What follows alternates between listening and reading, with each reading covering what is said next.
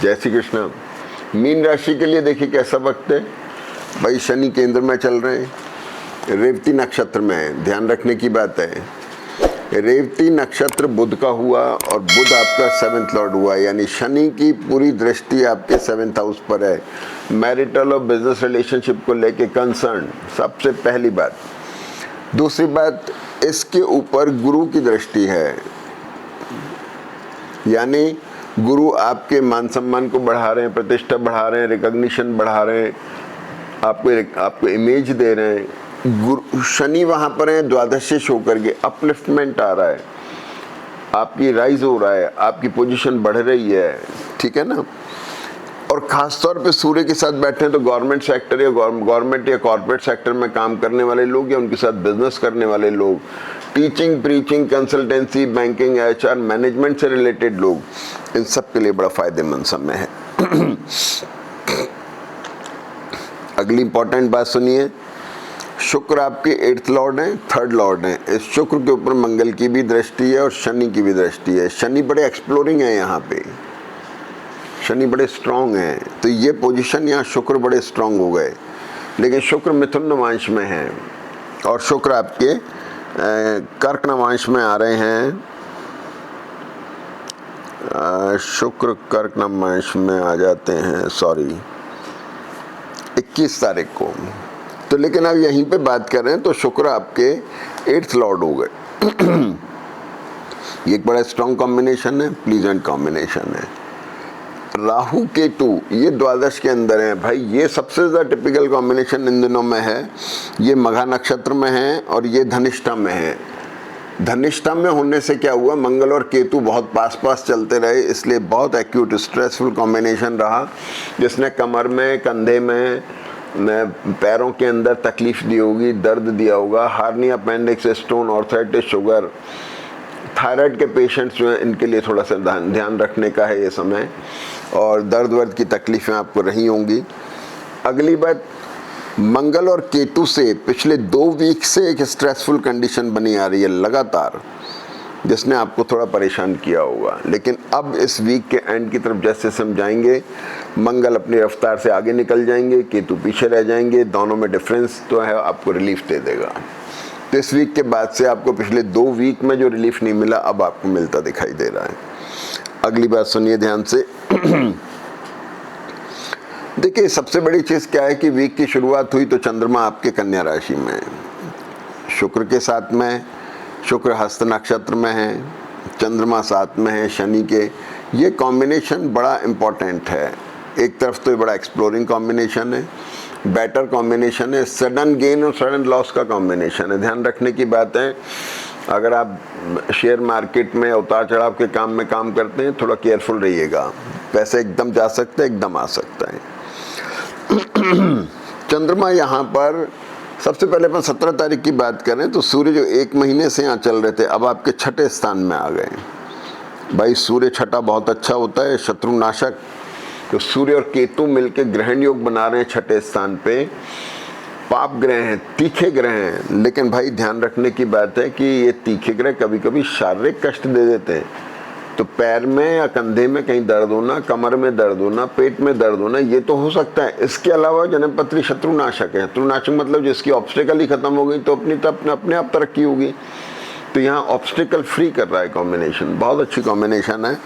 सूर्य यहाँ पर आ रहे हैं 17 तारीख से, मेष नवांश में है और केतु के नक्षत्र में है, 6ठे स्थान के लॉर्ड हैं, शत्रुनाशक हैं, ऑब्स्टेकल खत्म कर रहे हैं, बहुत अच्छा साइन है। अगली बात यह है कि 17 तारीख को चंद्रमा यहाँ कन्या राशि में वर्गोत्तम में है, सुबह 10 से शाम को 4:30 तक और 4:30 से रात को 10:30 तक।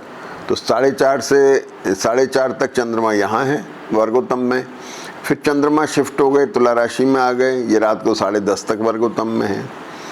भाई ये स्थिति अगर बनी, राहु से दृष्ट है चंद्रमा, थोड़ा सा हल्का सा चिड़चिड़ापन तो हो सकता है, लेकिन फिर भी वर्गोत्तम में है। बदौलत क्या हुआ कि ये 17 तारीख आप यूज़ करिए किसी नई मीटिंग्स में, नए टाई-अप्स में, बिजनेस में, या कुछ नई शुरुआत करनी हो, कुछ आपको इम्पोर्टेंट काम करने, उसके लिए बहुत अच्छा वक्त है। अब आ जाइए 18 तारीख को। भाई मंगल आपका भाग्येश है, धनेश है, बड़ा महत्वपूर्ण समय, क्योंकि पैसा भी चाहिए, भाग्य भी होना चाहिए। ये मंगल आपका 18 से 23 तारीख में मकर नवांश में, मकर माने उच्च नवांश हुआ, मंगल स्ट्रांग है यहाँ पर बहुत ज़्यादा। तो आपको 18 से 23 तक में पैसा आना, भाग्य में उन्नति होना, कुछ और अच्छे काम होना, ये संभव दिखाई दे रहा। ठीक है साहब। यहाँ पे एक बड़ी इंपॉर्टेंट चीज़ बन रही है। देखिए शनि की भी दृष्टि दशम पे है, मंगल भी यहाँ पर है और केतु भी यहाँ पर है। देखिए साहब बहुत इंपॉर्टेंट पोजीशन बन रही है, कामकाज को लेके, अपने व्यापार को लेके, आपकी वर्किंग को लेके बहुत स्ट्रांग पोजीशन है। आप बड़ी स्ट्रांग पोजीशन में जा रहे हैं धीरे धीरे, बहुत अच्छा साइन है। अब ये है कि 18 से 23 में ये हो गया। 19 को एक बड़ी घटना है कि गुरु जो यहाँ पर पुष्य नक्षत्र में थे, अब ये अश्लेषा नक्षत्र में आ गए। अश्लेषा नक्षत्र बुध का होता है, बुध आपका 4th लॉर्ड और 7th लॉर्ड हुआ। तो अब गुरु यहाँ पे मैरिटल बिजनेस रिलेशनशिप को स्टेबल कर रहे हैं, कुछ एसेट क्रिएट कराने की तरफ जा रहे हैं। ये बुध शनि जो है ये रेवती नक्षत्र में है, तो ये थोड़ा कभी कभी एलर्जी कंडीशन बताते हैं। एलर्जी कई तरह की होती है, पेट की भी, स्किन की भी, सांस की भी, इस तरह की कोई भी एलर्जी इस समय हो सकती है। और इसके बाद में आप देखेंगे कि 20 तारीख को चंद्रमा तुला से वृश्चिक राशि में आ गए। चंद्रमा वृश्चिक में आ गए, बहुत अच्छा साइन है साहब। गुरु से दृष्ट हुए, बहुत अच्छी पोजीशन बना रहे हैं, चंद्रमा की बहुत अच्छी पोजीशन है।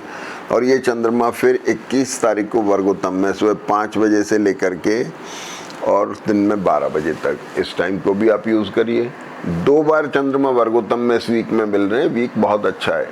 चंद्रमा मंगल मकर नवांश में मिल रहे हैं आपको, अच्छा कॉम्बिनेशन है, इसका आपको भरपूर फायदा उठाना चाहिए। तो इस समय को भी आप यूज़ कर सकते हैं कोई अच्छी इंपॉर्टेंट मीटिंग्स में, नए बिजनेस टाइप्स में, नई शुरुआत में। इसके बाद 22 तारीख को एक बड़ी घटना होती है कि बुध जो अब तक गुरु के साथ चल रहे थे 20-22 दिन से, ये बुध भी अपना इसका साथ छोड़ते हैं और ये सिंह राशि में आ जाते हैं। लेकिन जैसे ही सिंह में आते हैं तो सूर्य और केतु दोनों इसको डैमेज करते हैं, बुध पीड़ित हो जाते हैं।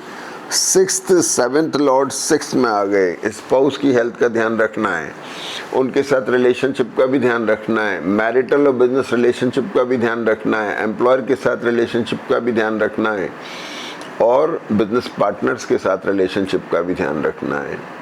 तो सब चीज़ों के लिए अच्छी तरह ध्यान रखना है, पकड़ के रखना है। हालांकि जहाँ पे सूर्य केतु शत्रु नाशक हैं, लेकिन ये प्रोफेशनल स्ट्रेस देंगे, मैरिटल पार्ट पे स्ट्रेस देंगे। इस समय में अपने को थोड़ा ध्यान से अपने को हैंडल करना चाहिए। 4th लॉर्ड होने की वजह से जगह छूटने के संबंध, इसका मतलब ट्रैवल होती दिखाई दे रही है।